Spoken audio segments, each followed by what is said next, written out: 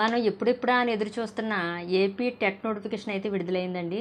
మనం ఏ డేట్ నుంచి అప్లై చేసుకోవాలి, ఏ డేట్తో మనం అప్లై చేసుకోవడానికి డేట్ అయిపోతుంది, నెక్స్ట్ ఎగ్జామ్ ఫీజు ఎంత, ఎగ్జామ్ డేట్ ఎప్పుడు, మనకి రిజల్ట్స్ ఎప్పుడు, ఇవన్నీ కూడా ఈ వీడియోలో అయితే చెప్తానండి. హాయ్ ఫ్రెండ్స్, అందరికీ నమస్తే అండి. అందరూ కూడా టెట్ నోటిఫికేషన్ ఎప్పుడు ఇస్తారా అని చెప్పేసి ఎదురు చూస్తున్నారు కదండి. మనకేంటంటే అక్టోబర్లో డిఎస్సి నోటిఫికేషన్ అనేది అయితే ఉంది. నోటిఫికేషన్ ముందు రీసెంట్గా బీఈడీ కానీ డైట్ కానీ చేసిన వాళ్ళు టెట్ ఉంటే బాగుండు, మేము కూడా టెట్ రాసి డిఎస్సి అయితే రాసుకోవచ్చు అని వాళ్ళు, ఇంకా టెట్ క్వాలిఫై అయిన వాళ్ళు ఎవరైతే ఉన్నారో అవ్వని వాళ్ళు కూడా టెట్ నోటిఫికేషన్ ఇస్తే బాగుండు, మేము టెట్ రాస్తామని, ఇంకా మాలాంటి వాళ్ళు అయితే టెట్ స్కోర్ తక్కువగా ఉంది కాబట్టి స్కోర్ని పెంచుకోవడానికి టెట్ రాయడానికి అయితే మేమైతే ఎదురు చూస్తున్నామండి. అలాంటి వాళ్ళందరికీ కూడా ఇంకా గుడ్ న్యూస్ అని చెప్పాలి. ఎందుకంటే మనకి టెట్ నోటిఫికేషన్ అనేది విడుదలైందండి. మనకి ఏ డేట్న మనం అప్లై చేసుకోవాలి ఏంటి ఇదంతా కూడా నేను క్లియర్గా చెప్తాను. వీడియోని ఎక్కడ కూడా స్కిప్ చేయకుండా స్టార్టింగ్ నుంచి ఎండింగ్ వరకు కూడా చూసేయండి. మనం ఏపీ టెట్ ఎగ్జామ్కి అప్లై చేయడానికి జూన్ అంటే ఇవాళ నుంచి జూన్ 5 నుంచి జూలై 5 వరకు కూడా మనకు 1 మంత్ టైం అయితే ఉందండి మనం అప్లై చేసుకోవడానికి. మనకి ఆన్లైన్ మార్క్ టెస్ట్ వచ్చేసి మనకి జూలై 15 నుంచి అండి. హాల్ టికెట్ డౌన్లోడ్ వచ్చేసి జూలై 25 నుంచి అండి. పరీక్షలు వచ్చేసి ఆగస్ట్ 5 నుంచి ఆగస్ట్ 21 వరకు అండి. ప్రాథమిక కీ అనేది ఆగస్ట్ 24 నుండి ఆగస్ట్ 5 నుంచి ఆగస్ట్ 21 వరకు కూడా ఎగ్జామ్స్ జరుగుతాయి. ప్రాథమిక కీ అనేది వచ్చేసి 21తో ఎగ్జామ్స్ అయిపోతాయి కాబట్టి 24న ప్రాథమిక కీ అనేది అయితే విడుదలవుతుంది. మనకు వీటికి సంబంధించిన ఏమైనా అభ్యంతరాలు అనేవి అయితే ఆగస్ట్ 25 నుంచి ఆగస్ట్ 31 వరకు కూడా మనకి అభ్యంతరాలు అనేవి అయితే స్వీకరిస్తారండి. తుది కీ వచ్చేసి సెప్టెంబర్ 8, ఫలితాలు వచ్చేసి సెప్టెంబర్ 15. మనకి ఆగస్టులో ఎగ్జామ్ జరుగుతుంది, సెప్టెంబర్లో రిజల్ట్స్ వస్తాయి, అక్టోబర్లో డిఎస్సి. చూడండి మంచి అవకాశం అండి. ఎందుకంటే మనకి ఇంకా 2 మంత్స్ ఉందన్నమాట. ఇప్పుడు ఇది జూన్ కదా, జూలై 2 నెలల్లో మన అంటే 60 డేస్ ప్లాన్ అనేది కంపల్సరీగా మనం ఒక టైం టేబుల్ అనేది అయితే వేసుకోవాలి. టెట్ ఎవరైతే క్వాలిఫై అవ్వలేదు లేదు టెట్లో మంచి స్కోర్ చేసుకోవాలి అనుకునే వాళ్ళు ఏంటంటే ఈ 60 డేస్ అనేది ఒక టైం టేబుల్ అనేది ప్లాన్ చేసుకుని స్టడీ అనేది స్టార్ట్ చేసుకోవాలండి. ఈ 2 మంత్స్ అంటే జూన్ జూలై మనం ఖచ్చితంగా కష్టపడి అయితే చదవాల్సి ఉంటుంది. మనకి ఆగస్ట్లో మనకి ఎగ్జామ్ అనేది అవుతుంది. నెక్స్ట్ సెప్టెంబర్లో మనకి రిజల్ట్స్ అనేవి అయితే వస్తాయి. మనకి అక్టోబర్ వచ్చేసి మనకి డిఎస్సి నోటిఫికేషన్ అనేది అయితే ఉంటుంది. మంచి అవకాశం అండి, మిస్ అవ్వకండి. నెక్స్ట్ ఇంకోటి ఏంటంటే పోస్టులు లేవు అని అయితే బాధపడకండి స్కూల్ అసిస్టెంట్ వాళ్ళు. ఎందుకంటే ఆల్రెడీ నేను ఒక ఎగ్జామ్ గురించి అయితే చెప్పాను.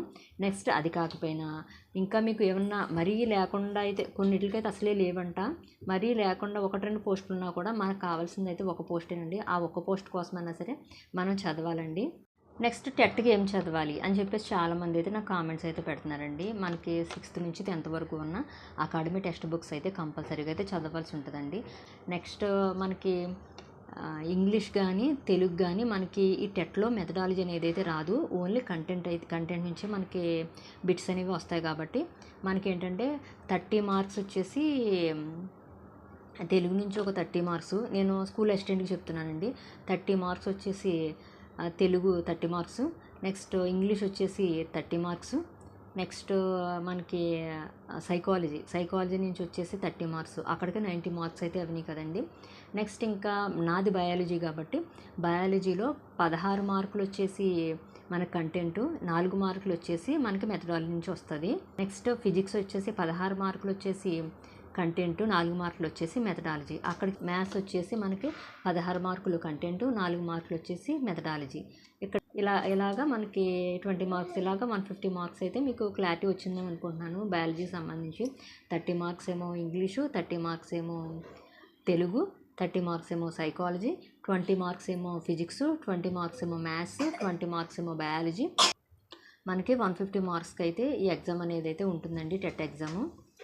ఇంకా చాలామందికి ఉన్న డౌట్ ఏంటంటే సిలబస్ మారిపోయింది అంటున్నారు. కాకపోతే మనకి ప్రస్తుతానికి మనం ఇంతకుముందు ఏదైతే మనం 2025 టెట్లో రాసామో అదే సిలబస్ అండి. మనకి 10th క్లాస్ మాత్రమే మారింది, మిగతా అయితే ఏమీ మారలేదు. ఇవన్నీ కూడా మీరైతే చదవచ్చండి చక్కగానే టెట్కి. నెక్స్ట్ ఇంకోటి ఏంటంటే తెలుగు టెట్కి ఏం ప్రిపేర్ అవ్వాలని చెప్పేసి కామెంట్స్ అవి పెడుతున్నారు. దాని గురించి అయితే ఒక వీడియో అయితే చేస్తానండి ఖచ్చితంగాని. ఇంకా మీకు ఏదన్నా టెట్కి సంబంధించి ఏమన్నా డౌట్స్ ఏమన్నా ఉంటే కనుక మన కామెంట్ బాక్స్లో కామెంట్ చేసేయండి. అలాగే నెక్స్ట్ ఇంకోటి ఏంటంటే మనకి హాస్టల్ వెల్ఫేర్ ఎగ్జామ్ గురించి ఒకటి చెప్పాను కదా, దాని గురించి కూడా దాని సిలబస్ కూడా మీకు అంతా కూడా క్లియర్గా అయితే చెప్తానండి.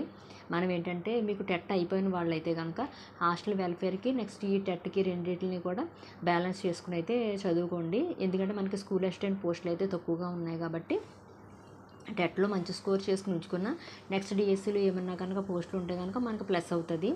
నెక్స్ట్ ఇలాగ హాస్టల్ వెల్ఫేర్ ప్రిపేర్ అవుతున్నాం కదండి, మనకి ఏమైనా మంచి స్కోర్ చేస్తే కనుక జాబ్ వచ్చే ఛాన్సెస్ కూడా మనకైతే ఉంటాయన్నమాట.